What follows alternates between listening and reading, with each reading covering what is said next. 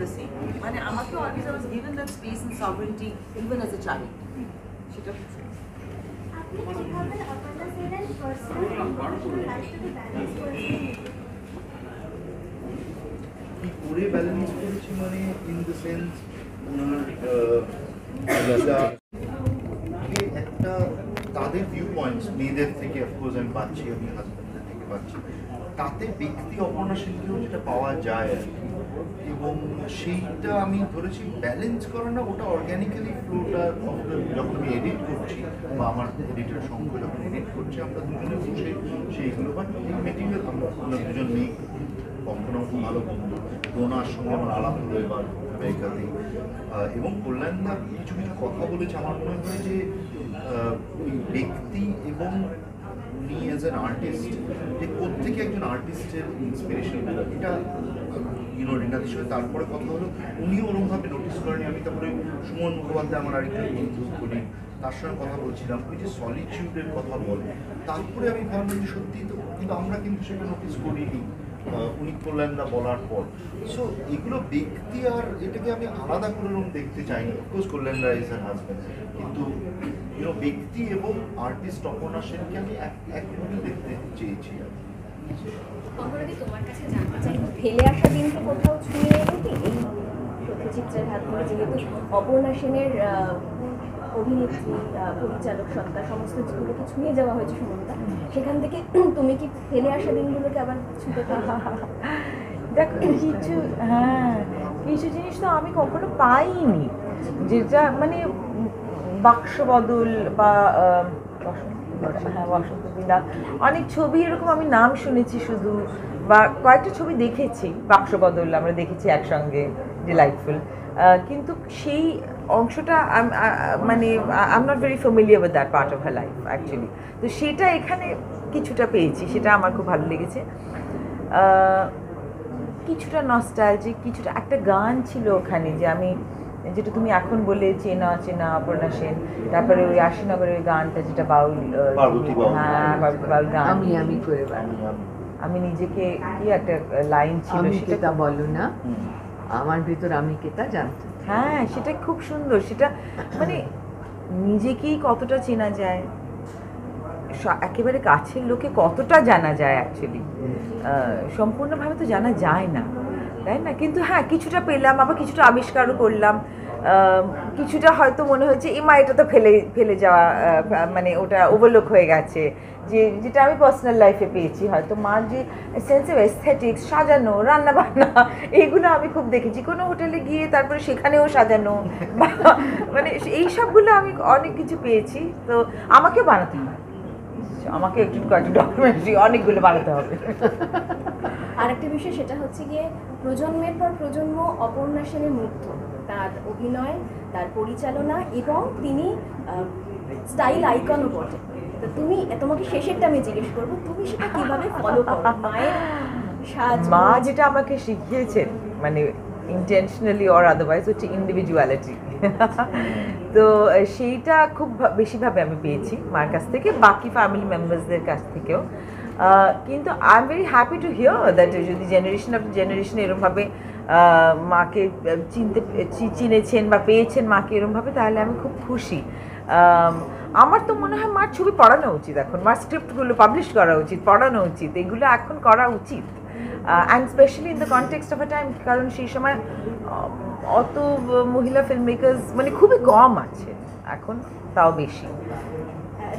Style icon মার আর আমার কোনোদিনও আগে মিলতো না ছোটোবেলায়, কিন্তু এখন ভীষণভাবে মিলে যায়। আর এখন আমি মাকে মনে করে মা তুমি এরকম পড়তে, আমার সেই জন্য এটা ভাল লাগে, তোমার এই জিনিসটা, মানে সেটা খুব মানে I been hugely influenced by. আমি একটু উত্তর দিতে পারি কঙ্কনার হয়ে, প্লিজ। সো বিকজ আমি ওর সঙ্গে কাদম্বরীতে কাজ করেছি এবং আমাদের রেগুলার দেখা না হলে আমার যেটা কঙ্কনার মধ্যে খুব ভালো লাগে, of course the honesty and integrity of Aparna Sen সেটা আছে, কিন্তু অপর্ণা সেনের মেয়ে হওয়া ইজ নট ভেরি ইজি। ওই ছত্র ছায়ার মধ্যে ইউ ক্যান বি ক্লাউডেড, সেইটা আমি দেখেছি। কঙ্কনা হ্যাজ একটা ইন্ডিভিজুয়ালিটি এত সুন্দর, যদিও অপর্ণা সেনের মেয়ে হয়েও, সেইটা আই রিয়েলি অ্যাডমায়ার, এমনভাবে সামনাসামনি বলি, but she has an individuality of her own. কিন্তু আবার অপর্ণা সেনের যে অ্যাটিটিউডসগুলো যেটা আমরা সবাই অনুসরণ করার চেষ্টা করি বা পাওয়ার চেষ্টা করি, সেইটা দেখি। আমি একটা জিনিস বা থ্যাংক ইউ, এটা তুমি বললে, কিন্তু আমি যেটা বলবো হচ্ছে যে মার এই যে বললাম যে ইন্ডিভিজুয়ালিটিটাকে যে ইম্পর্টেন্সটা দেন মা এবং সব পুরো আমাদের ফ্যামিলিতেই বলবো, সেটা মানে সেই জন্যই it's possible. And it's possible for me to thrive and flower in my own way because Ma has always extended that to me. ছোটবেলা হ্যাঁ সেই ফ্রিডমটা আমি চিরকাল পেয়েছি. ছোটবেলায় আমার মনে আছে আমার বয়স তখন হয়তো 4 বা 5 বছর বয়স, যখন মা এবং বাবা আমাকে জিজ্ঞেস করেছিলেন তুমি কঙ্কনা সেন হতে চাও না তুমি কঙ্কনা শর্মা হতে চাও. এটা কেউ জিজ্ঞেস করে না ছোটদের, এটা কেউ জিজ্ঞেস করে না. আমি আবার ভাবলাম যে আমি যদি সেন বলি তাহলে বাবার খারাপ লাগবে, আমি যদি শর্মা বলি তাহলে মার খারাপ লাগবে, ঠিক আছে তাহলে আমি সেন শর্মাটাই নিয়ে নিই, এত বড় একটা নাম স্কুলের.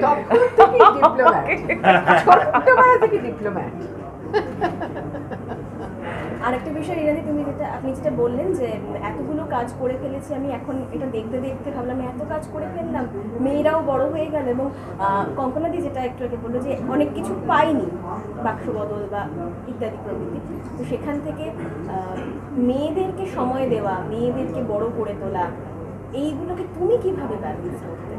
দেখো, আমার যেটা মনে হয়, আমরা ছোটবেলায় একটা কথা শুনতাম খুব, বিনাইন নেগলেক্ট বলে একটা জিনিস আছে. বিনাইন নেগলেক্টটা ভীষণ ইম্পর্টেন্ট. মানে ছেলে মেয়েদের সবসময় বুঝতে দেওয়া দরকার এবং ভীষণ মানে খুব গভীরভাবে বুঝতে দেওয়া দরকার যে কতখানি ভালোবাসি তাদের. কিন্তু তাদের প্রত্যেকটা সময়, আচ্ছা তুমি এটা করছো, তুমি কি নিয়ে খেলছো, তোমার সময় আছে তো, এই সময়টা তুমি কী করো, কোনটাই যে ইচ্ছে মতন যা কিছু, তাতে তো কল্পনার প্রসার বাড়বে. তার যদি নিজের খুঁজে নিতে হয় নিজের এন্টারটেইনমেন্ট, সেটার মধ্যে দিয়ে তার ইমাজিনেশনটা কিন্তু বাড়বে. মানে বাচ্চারা কিন্তু ঠিক করে নেয়, বাচ্চারা কিরকম খুঁজে নেয় নিজেদের, কি করে নিজেদের ইয়ে রাখতে হয়. দেখবে যে খুব মানে হয়তো বাবা মা বাড়িতে নেই, তারা নিজের মনে কোনো একটা খেলা বানিয়ে নিয়েছে, তাতে তাদের কিন্তু মনের একটা প্রসার হচ্ছে. আর সবসময় যদি তাদের গাইড করা হয়, যে এইভাবে কিছুটা গাইডেন্স নিশ্চয়ই দরকার. আমিও সেটা করেছি যে এই ছবি দেখো না বা এই ছবি দেখো, সেটার কারণও ছিল, কারণ যেন রামায়ণ মহাভারত সবসময় ওই ঠিক আমার চিত্রকথাতে যেরকম চেহারা রাবণের, সেই রাবণটাই সত্যি তা তো নয়. রাবণ তো কত রকমের, পিটার ব্রুকের রাবণও সত্যি. আবার মানে আমি যেমন, ধরো আমি বলছি তোমাকে যে যখন এটা বলতো না যে যে ওই যে যার মধ্যে গিয়েছিল তোমার অভিমন্যু, যে চক্রব্যূহর মধ্যে গিয়েছিল, চক্রব্যূহ জিনিসটা কি, আমি তো সবসময় ভাবতাম কীরকম হবে চক্রব্যূহ.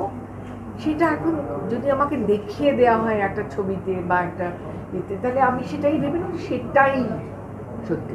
আবার যখন পিটার ব্রুক দেখলাম তখন কতগুলো বাঁশের শিল্ডের মতন সেটা রয়েছে, ও আচ্ছা চক্রব্যূহ তো এরকমও হতে পারে. মানে এই যে একটা কল্পনার একটা কত রকমের হতে পারে, এই কল্পনা ব্যাপারটা খুব খুব খুব খুব জরুরি, বিশেষ করে সৃষ্টিশীল কাজে করবে. এবং সেইটাই যদি তৈরি না হয়, যদি সবটাই বলে দেয়া, শিখিয়ে দেয়া, গাইড করা সবটাই হয়, মানে এটার মধ্যে একটা ব্যালেন্স থাকতে হবে. একবারে কিচ্ছু করবে না সেটাও আবার ঠিক নয়, চড়ে খা এটাও নয়, কিন্তু আবার খানিকটা ছেড়ে দেয়া সেটাও ভালো. I would also want to add that it was, I mean, Nijdi Bulshi, because I can explain it better. You know, what was very important is that Ma let us see her for who she was. We saw her as an individual. You know what happens nowadays, and I find myself also doing it sometimes, and you'll also, I think, empathize as a modern day parent, that sometimes I pretend a wholesomeness which I'm not necessarily that all the time. You know? So, but it's very important for your children to see who you are, and you know, so that you can live an authentic life and you can teach them to live an authentic life as well. Actually, এটা ও একটা interesting কথা বললো, কারণ আমি যখন practically একটা single মাদারের মতো ওদের মানুষ করেছিলাম একটা বয়সে, তো তখন আমি কিন্তু ওদের কখনো বলতাম না যে hold me up as an example, but as rather as a warning. দেখো এই ভুলগুলো কিন্তু আমি করেছিলাম. ও আমাকে কোনোদিন ডিরেকশন দেয়নি, আমি ওকে দিয়েছি আমি ভীষণ মানে এখনো সামনেই বলছি, ও যদিও এখনো অনেক কিছু করছে বলে ও মানে ডিরেকশনের কাজটা কম করেছে, কিন্তু আমি মনে করি যে Konkona is one of our best director. আমি সত্যি মনে করি, আমি ক্রাফটটা শুধু ক্রাফট না, তার ভেতরকার যে নিহিত কথাগুলো সেগুলো, যেমন ধরো মিরর বলে যেটা আমি দেখলাম, সেটাতে আমি লাভ স্টোরিজের মধ্যে আমি অসম্ভব একটা মুগ্ধ সিনেমার পাঠকের মতন ছবিটা দেখলাম, কিন্তু মানে মন দিয়ে দেখলাম কোথায় কি এটা এই কখন করেছি, এই শটটা কে ভেবেছিল, তুই ভেবেছিলি না ক্যামেরাম্যান ভেবেছিল, এইরকমভাবে আলোচনা করেছিলাম ওর সঙ্গে। এইটা খুব সুন্দর হয়েছে, এই আইডিয়াটা কোথা থেকে এলো, মানে আমি ওর মা, আমি ওর থেকে অনেক সিনিয়র ফিল্ম মেকার, তার মানে এই না যে ওর ছবিটাকে আমি একজন ছাত্রীর মতন দেখতে পারবো না, তার সঙ্গে বয়সের কোনো সম্পর্ক নেই।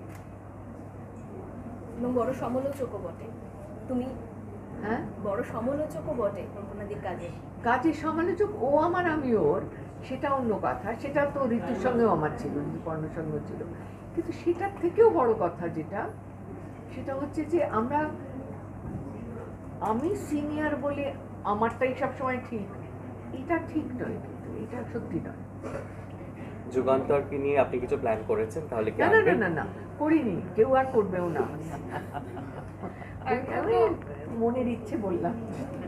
এখন তো অনেক সিনেমায় রিলিজ হচ্ছে, তো এরকম কোন সিনেমা আছে যেটা রিলিজ হোক বলে ইচ্ছা রিলিজ আছে? না, ওনার লাস্ট যে রেপিস্ট সেটা রিলিজ সেটা করা রিলিজ সত্যি। রেপিস্টটা রিলিজ সেটা হোক। release না। রেপিস্টটা লোকে দেখতে চায়, কিন্তু আমাদের ওটিটি প্ল্যাটফর্মস ওদের না নিজস্ব কিছু থাকে, ওদের নিজেদের এজেন্ডা, যে মানে they have to have Policy. Popular films বা মানে বেশি খুব সিরিয়াস ছবি না, আই ডোন্ট নো। না, এখানে একটা ভীষণ ইম্পর্টেন্ট কথা আছে, হুম। সেটা আমি সরি এই প্ল্যাটফর্মটা না, না, ইউজ না। করছি এটা বলতে, কারণ আমরা প্রথমে ভেবেছিলাম, আমি তো অনেক দিন আগেকার থেকে বলছি, একটা সময় ভেবেছিলাম যে না, এই যে যখন এই যে আসবে যে মাল্টিপ্লেক্সগুলো, যেখানে আর্ট থিয়েটার আমরা ভাবছিলাম হবে, ও এখানে অন্য ধরনের ছবি দেখানো হবে, সেটা আস্তে আস্তে দেখা গেল যে বাণিজ্যিক ছবি দেখানো হচ্ছে।